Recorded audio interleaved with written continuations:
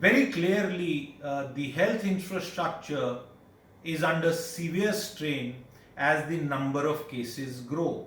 While it took 64 days or thereabouts for infections to go up from 100 to 100,000, or the last few days we have seen a rapid expansion. In fact, 10,000 cases every 2 days if you look at the numbers, and there are different ways of crunching the data.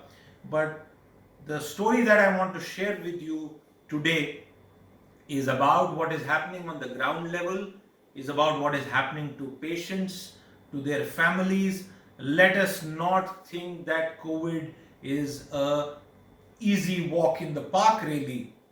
It is a severe, serious challenge causing a lot of hardship. Two cases that I am aware of, one in Noida, one in Delhi, and this is the National Capital Region, where the families and the patients have had to undergo significant difficulties on account of just the severe pressure that the system must be facing. In one case, I am aware of the fact that the patient had to wait outside a hospital in a private ambulance to get admission into the proper kind of facilities.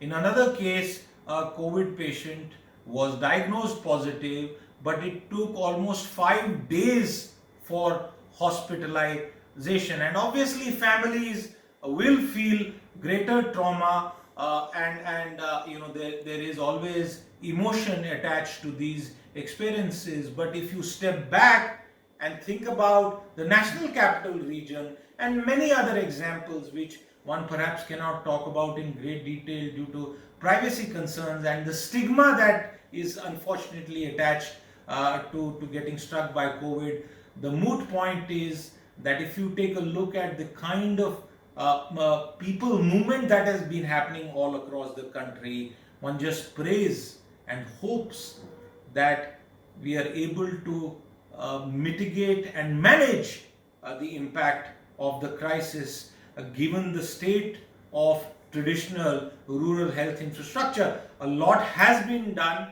The last 2 months, 2.5 months, 3 months have perhaps been used to set up infrastructure, but very, very clearly on the ground, there are still gaps in communication, in response, and the humane treatment of families and patients who are greatly worried. Let me just end by giving one example that imagine the trauma that a family would face if they were told that their patient who is inside a COVID hospital, the family will have to now try and go around and find an ICU because the patient is likely to slip and therefore that hospital has run out of ICU space and the family will have to hunt for a similar facility. And just imagine what could happen. So, it's very clear.